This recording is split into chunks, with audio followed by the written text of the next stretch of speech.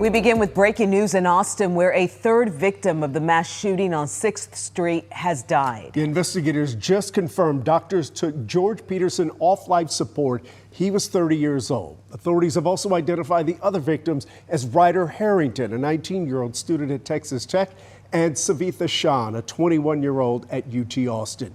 4 other patients have been released from the hospital, but 2 victims are still in critical condition right now. They were all shot outside Buford's Bar in the 6th Street Entertainment District. Teresa Woodard joins us live from Austin with the latest on this investigation. Teresa? Cynthia and Chris, tonight we know the suspect at the center of this investigation, a 53-year-old man originally from Senegal, was not on the FBI's radar before this. We also know the investigation is stretching far beyond this block of 6th Street. Now, a warning, you are about to hear gunfire from Saturday night, and there was a lot of it. First, confusion. Then panic. Within seconds, police taking down the suspect. In the hours since, a massive investigation into motive and a memorial. My friends and I have been coming here for years, longer than we probably should have been coming here. At the place where Mason Evans finds calm in a world that can be cruel. And when you're in this building, when you're in any of these parts, you get a couple hours with your friends to just be yourself, to get away from all this, and it's just devastating. The FBI combing through more than 1,000 hours of video evidence, including images from an apartment in Del Valley, an Austin suburb. A neighbor watched a SWAT team swarm in Sunday morning, then found video that his doorbell camera recorded Saturday night.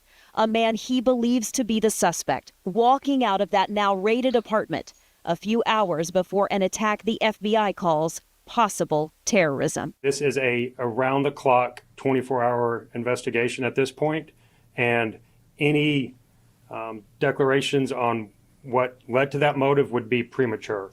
Police say there were more than 150 witnesses. The FBI now interviewing friends, acquaintances, anyone who knew the alleged shooter, 53-year-old Injaga Jagnay.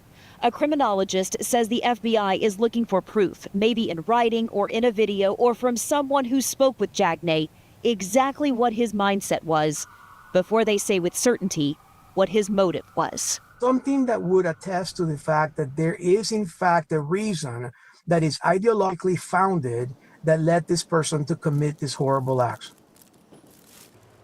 Teresa, what have you learned about the weapons involved? Cynthia, the Austin police chief says the shooter used 2 guns. One was a pistol, the other a rifle. She also says the shooter legally purchased those weapons in San Antonio back in 2017. I'll send it back to you.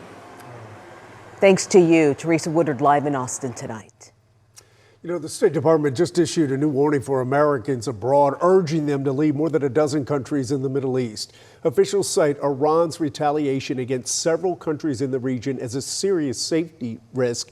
Take a look. Here's the full list, but some Americans are having trouble getting out of Israel, Saudi Arabia, Egypt, and Jordan right now, with so much of that airspace being closed. Tonight, U.S. and Saudi Arabian officials say the U.S. embassy in Riyadh was attacked by 2 Iranian drones. Iran now involving at least 11 countries, including Cyprus, the first European nation to be attacked. The EU and NATO are now forced to defend their facilities, but say they will not join the U.S. and Israeli operations in Iran. Iran's National Security Council says it is prepared for a long war, and President Trump says the operation will go on for as long as needed. We have the strongest and most powerful by far military in the world, and we will easily prevail. A bipartisan group of Congress members were briefed on Iran today. Democratic leaders are calling for Congress to come back into session and hold a formal vote on congressional approval for military action against Iran. So how does the escalating conflict with Iran impact you when you go to fill up your truck or SUV? 20% of the world's oil supply is transported through the Strait of Hormuz, a narrow waterway bordered by Iran. An Iranian commander is threatening to set fire to any ship that crosses the strait, and companies are reassessing their routes right now. That's already having an impact at the pump. Gas is about to crack $3 a gallon for the first time this year, And analysts say you should expect to see prices rise 5 to 10 cents a day in the short term. And the price of diesel could top $4 in the next week or two. Some context here. We normally see gas prices go up this time of year due to seasonal demand, but the war with Iran is accelerating that spike. New tonight, Fort Worth police are investigating a deadly crash that happened during a police chase. Officers say the driver lost control and hit a tree on Camp Bowie Boulevard near Montgomery. The driver was pronounced dead on scene. Police say the driver was accused of a hit and run involving another vehicle on West Freeway near Horn Street. Officers tried to stop the car but say the driver took off. Police then chased them until they eventually crashed. And right now, Fort Worth police are on the scene of another deadly crash. This is a live look at the scene along 35W and Highway 121. There you see the mess of that car left behind. Traffic is shut down along the 35 access road. We have a crew at the scene gathering more information about what happened. Less than 9 hours now until the polls open in Texas, and Tarrant County voters just received some good news.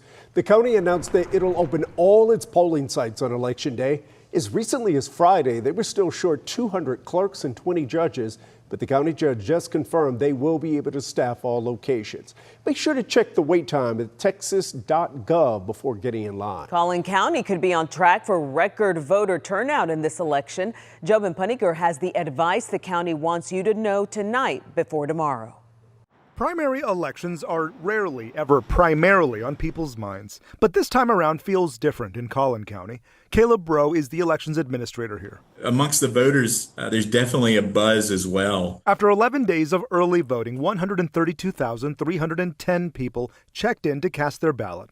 It's crazy to think total turnout 2 years ago was 137,685. The numbers say that the Democrats, their percent increase in turnout is much higher than it has been traditionally. Historically in Collin County, the breakdown is 70%, 30%. 70% vote early, 30% vote on election day. Now, if that trend continues, 60,000 people will vote in Collin County on Tuesday, which means that total turnout will be really high. Collin County has 86 polling locations for Tuesday, 50 more spots than early voting. Lines at the polls early and late are historically long. Caleb has a tip for that. And there's probably a location right around the corner that has little to no wait. So I would just encourage our voters to make a plan as they prepare to go to the polls tomorrow. Collin County moved to hand-marked paper ballots. This will be the first primary since that move. Caleb says his staff and volunteers have worked long hours to make Tuesday happen. Patience and grace is what I would ask for as people go to the polls tomorrow. Everyone is working so hard to get this done, and we're almost there. In Collin County, I'm Jobin Puniker. There are several big races on the ballot, and senior political reporter Jason Whiteley is here to get you ready for Election Day. You know, there are a lot of races on the ballot tonight we should be watching for. Political careers are really on the line tomorrow night. By this time tomorrow night, 10 o'clock, we should have a good idea who the winners and who the losers are and who's going to run off. The biggest race, of course, is the U.S. race, the race for U.S. Senate, rather. The Democratic race and the Republican race. You have on the right, John Cornyn, Ken Paxton, Wesley Hunt. On the left, Jasmine Crockett and James Tallarico. The nation is watching the outcome of this race here. This was once thought to be a safe Republican seat with Senator Cornyn in it. Judging by how ugly it's been, you've seen the ads, you've likely gotten the text and maybe even some mailers. This is a vicious race, and it's not so clear anymore whether this will be a safe Republican seat. What about some of those races down ballot, like state comptroller? You know, the comptroller's race is an interesting one. This is the state treasurer. It's the state's chief financial officer. Also, the person in charge of rolling out and managing the state school voucher program. Kelly Hancock, former state senator from North Richland Hills, he is the acting comptroller here. He left the Senate to go to that job. Governor Abbott endorsed him for his race here. But Don Huffines, the former state senator from Dallas, he has been polling consistently ahead here. So if Hancock does not make the runoff, that is going to be significant tomorrow night. Turnout is trending higher than normal, but you don't expect all races to have a clear winner tomorrow night, right? They won't have a clear winner, Cynthia. Democrats have a reason to vote. They're motivated. The Talarico Crockett race is getting them out in Dallas County. The Julie Johnson, Colin Allred race is also getting them out. But as you said, there will be some runoff races. The